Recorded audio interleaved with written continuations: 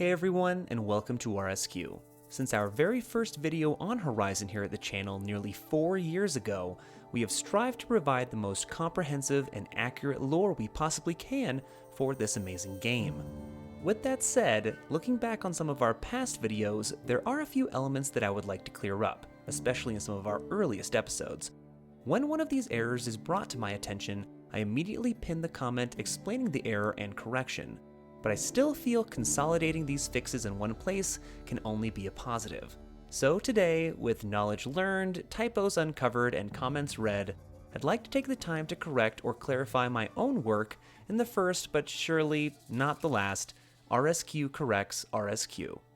Fair warning, spoilers ahead. The first on our list is less of a correction and more of a change of heart due to new information. In our 4th ever Legends of HCD video, we took a look into the metal flowers of Gaia's subordinate function, Demeter. At the making of that video, there was very little context to connect their existence to anything greater. This was made before the Frozen Wilds, where we gained additional clarification from C.Y.A.N concerning their function in poetry.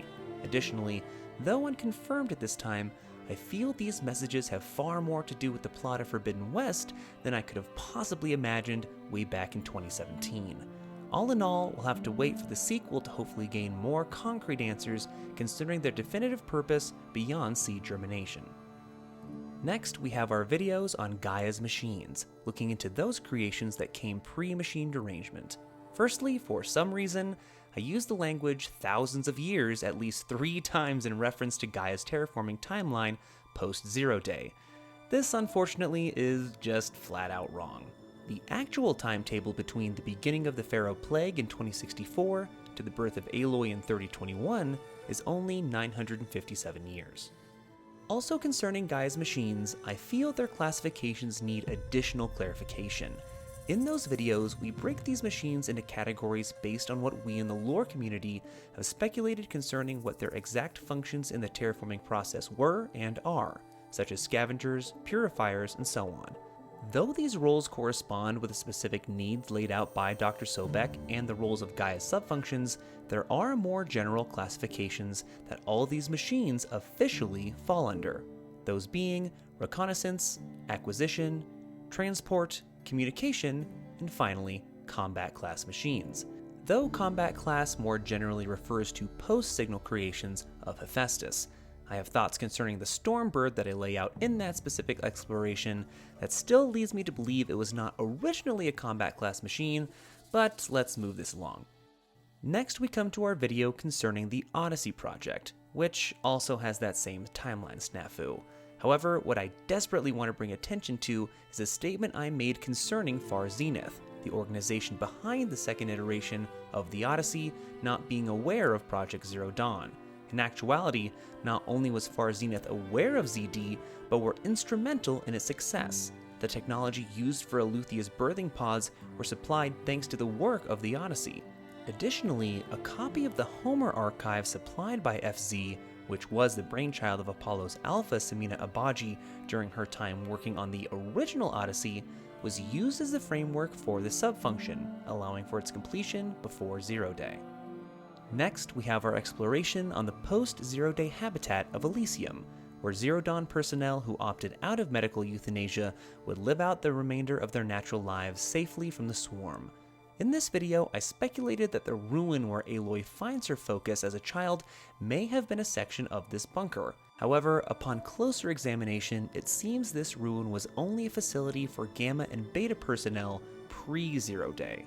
In fact, tragically it would seem that due to unforeseen complications, presumably no one from this facility was able to make it to Elysium, spending their last moments in this horrifying realization, either attempting the journey on foot or ending things inside the bunker. Anyway, on to a far less depressing correction. In our exploration into artificial intelligence, I made the minor error of addressing C.Y.A.N as the Caldera of Yellowstone Analytic Network, when the N in fact stands for Nexus. In our Metal World series, where we explored the real locations of the Nora sacred lands, try as I might to stay true to accurate pronunciations, I fell short in one regard. The native peoples that I refer to as the Ute, spelled Ute, should and is pronounced Ute. The next on our list is more giving credit to a certain viewer who noticed something that could prove very significant to what we might expect in Horizon Forbidden West. In our video exploring the significance of the 3 falling stars in the reveal trailer, we speculated that it could be related to the Odyssey Project, though further clues were limited. But there is one very telling piece of lore brought to light connecting the imagery we see in the trailer to that depicted on the ancient vessel of the Odyssey Project. Great eye, and be sure to like Talia's pinned comment on the video, and apologies if I also pronounced that wrong. Lastly, we have less of a correction at this time, but a bit of conflicting lore concerning the massive Horus, aka the Metal Devils. In the lore bite we did speculating on why we didn't see them awaken along with their chariot line counterparts, we cited the hologram data point FAS-BOR7 Horus that states the biomass conversion tech of other chariot line models is what keeps the Titans fueled, leading to the conclusion in that video that they weren't able to be fueled to the point of operation before the signal was shut down again. However, in the data point Bandit Sea incident, it describes a fisherman filming a Horus using biomass conversion tech on a pod of endangered dolphins to fuel itself. So, until we gain further clarification from additional lore in Forbidden West, hopefully, we'll have to see which piece of lore holds the definitive answer. As much as this video was meant to correct and clarify, it's also meant as a huge thank you. A ton of time and research goes into each of our lore explorations, priding ourselves on accuracy and evidence based on the existing world building of the game. I feel like I have come to know quite a bit about the wonderful world of Horizon, but I am by no means infallible, and despite my best efforts, I will likely forget a detail or make a mistake from time to time. Luckily, thanks to our amazing community, anytime that has happened, those who have commented to point out those moments have done so in the most supportive and constructive way.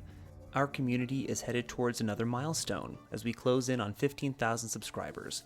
And whether you have been with us since the beginning or finding us for the very first time in this video, I really do promise I do my homework despite the entire theme of this one.